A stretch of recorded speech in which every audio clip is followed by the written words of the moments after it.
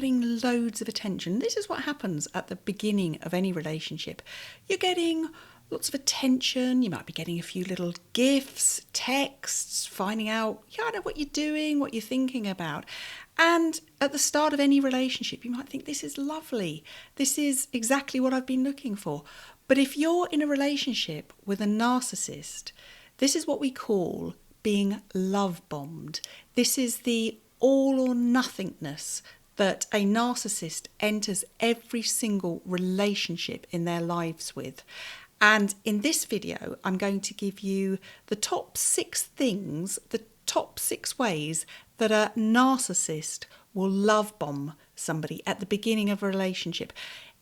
A few videos down, I'm going to give you a equally interesting video about how a narcissist will love bomb you when the relationship has broken up and they're trying to get it back on track, but I'll come to that a little bit further down the line. So in this video, you're at the start of your relationship and you are being loved bombed by a narcissist. Now, if we think about a narcissist, this is somebody that has a high need for control. It's all about the self-absorption. It's all about me. It isn't about anybody else. They have low empathy and compassion for others. They can put on a good face if they need to, especially at the beginning of a relationship. I've had people that would say they'd broken up with their relationship with their narcissist and their family would be saying, but he was so lovely. What on earth was the matter with him? They didn't have to live with the lies and the rage and the anger and the preening and the constant need to be the one and only in that person's life. And they just got fed up with them. But the family didn't have to put up with that. And they're a bit kind of confused. But he was so lovely. He was so charming. Yet they can put on a good face and a good show when they need to. But it cracks even when they're trying to be acceptable. Often that will crack with a narcissist. So the 6 types of love bombing at the beginning of a relationship with a narcissist. The first thing is, it's often very fast moving. You might meet somebody and you might be kind of, okay, this is a new relationship, right? Perhaps we need to take things a little bit steady. But the narcissist doesn't want to do that. It's got to be, right, okay, can I see you today? Can I see you tomorrow? What are we doing at the weekend? And what about, and it's all really full on. And as the person that's in that relationship, you feel completely, a bit flustered, a bit bamboozled, a bit complimented, of course, because this person wants to spend all of their time with me. But whoa, could we just back off there? And often if at the beginning of a relationship, somebody kind of goes, whoa, we need to slow things down here, then the narcissist will do one of 2 things. They'll try and coerce you into carrying on at the pace that they want to, or they will just go, well, forget it then. If you don't want to spend time with me, that's it, forget it. And often that people don't realise, but that can quite often be a lucky escape. So they will move things at a very, very quick space. I've had people that have ended up living together after just a few weeks. I've had people that have ended up having children with a narcissist within a very short time. So they don't even know the person, let alone the actual relationship they've got. And then they've suddenly found that they're tied to this person. And those are the really complicated relationships that I sometimes have to help people unpick and untangle. So just be very careful about the fast-moving nature of a relationship. That's one really kind of important thing about love bombing. Also, the promises. They will try and give you lots of different promises. They will tell you what they think that you want to hear to get into that relationship with you and to maintain that relationship with you. So say, for instance, somebody that, the narcissist, this is very common, that they don't have stable jobs. They can be really unstable in their employment history. And they will say to that person, oh yeah, I'm kind of in between jobs at the moment, but I'm going to get a job. I've applied for lots of jobs and yeah, I've got second interviews coming up and everything. I promise I'm going to get a job. It'll be fine. In the meantime, if we go to the pictures, do you mind paying?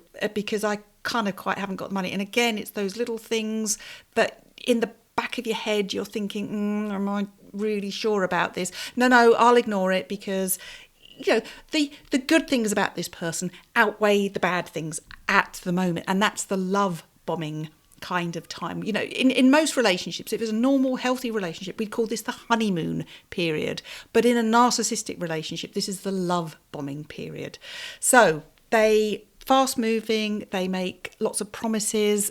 Gifts are quite a common thing with a narcissistic love bombing campaign. They'll give you lots of things. Hey, you said you liked those earrings. Oh, no, but I didn't.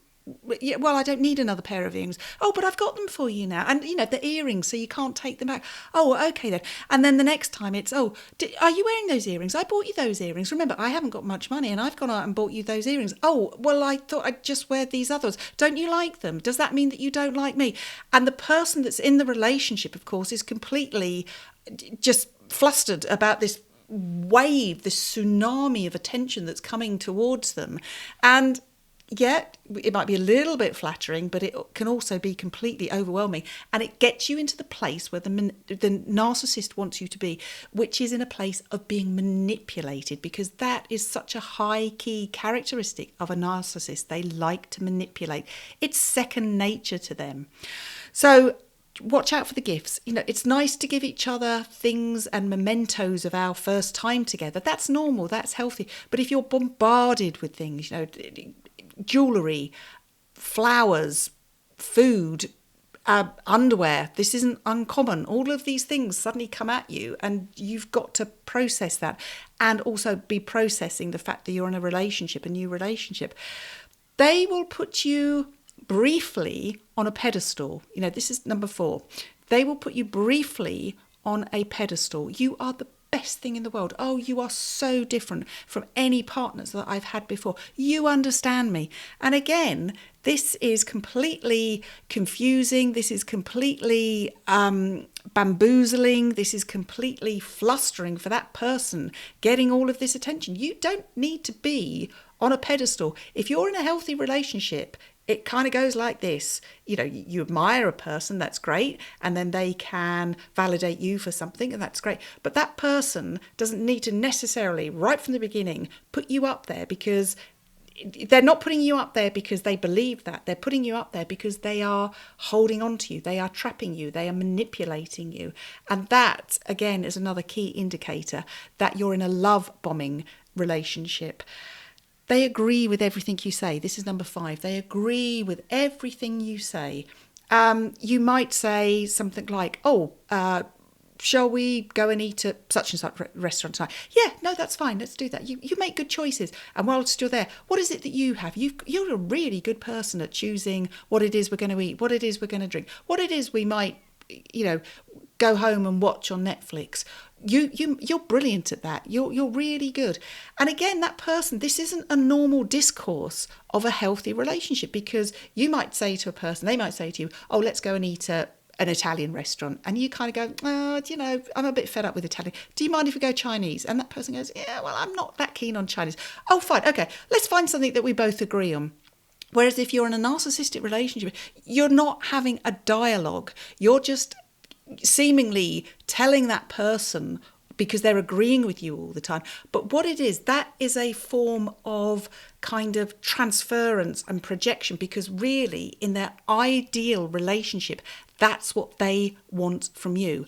I'm agreeing with you. I'm absolutely going along with everything that you say, because not so far down the line, I expect the tables to be switched, and you agree with absolutely everything I say, do, command, if you like, because I did it for you, so you now have to do it for me. And that's, again, people sometimes get a bit confused about what is a healthy relationship and what isn't. And I always say the one thing that you ought to be kind of just listening to is that, you know, that little voice in the back of your head, that little kind of tiny little voice that says, are we sure about this? Is there something just a little bit odd about this? And, you know, let's test it out. Let's just take our time over it. But a narcissist doesn't want you to test stuff out. They don't want you to take your time over it. They want to be in there 100% right from the beginning. And to begin with, that can be very romantic and that can be very beguiling, if you like. But it's done for a reason, and the reason is the narcissist wants you because that is another characteristic of narcissists. You are a transaction to them.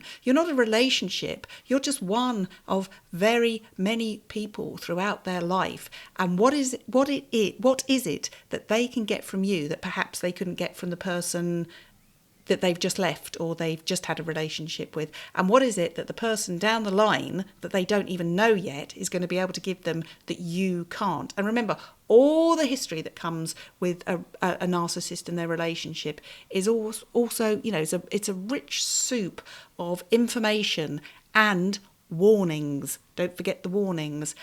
And they'll put you on a pedestal, and so I've said that they'll idolise you and they'll put you on a pedestal, but they'll make you out. This is number 6. They will make you out to be their absolute and utter rescuer, their hero. And a lot of people they're put in this shiny armour that the narcissist has given them, and they don't really want it. They don't kind of feel that it fits comfortably. But the narcissist wants them to be in that position, because if I can make you my rescuer, then, just then, you might not want to leave me. You might not want to end it, because the thing about narcissists, they are massively, massively, massively insecure. They might give the whole bravado about it's all about me and I'm the most important thing in the world and I don't care about anything.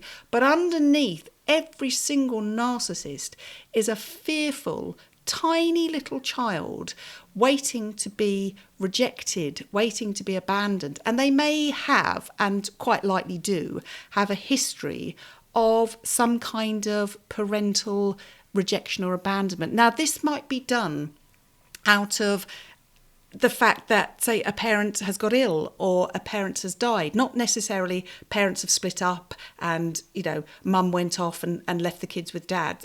It could be that a parent has, through no fault of their own, through no fault of anybody, is just not there. But that child has taken that situation and they felt vulnerable. They felt the victim. They felt in no control.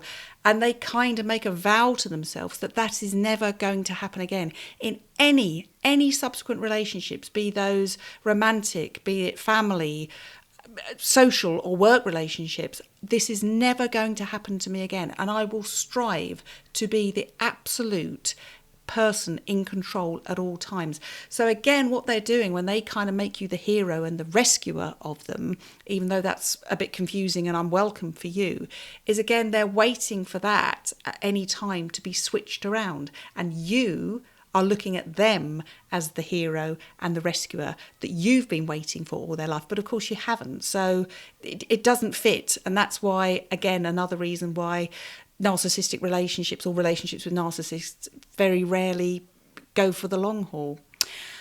I would ask you if you could like this video and if you could hit subscribe as well, and I will put some details up here and also in the links below about some help and just some interesting information about what you can do and what you can figure out when you're in a relationship with a narcissist, and what you can do about it by looking on websites and chat rooms, because there's a lot of narcissists out there. There is huge amounts of narcissists. I have been working as a therapist for many, many years, and I can guarantee you that the most thing that comes into my consulting room is people either in a relationship with a narcissist or they've got family members that were narcissists. And this can turn into criminality, of course. This can just turn into all sorts of things, but it doesn't make for a happy relationship, and it doesn't make for a happy person, because that person has come to see me. They may be coming to see me because they say they're depressed or anxious, but then if we scratch the surface a little bit, it doesn't take too long to kind of get down to what the reasons are,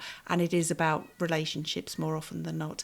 And thank you very much for watching, and I'll be along with another video shortly. Bye.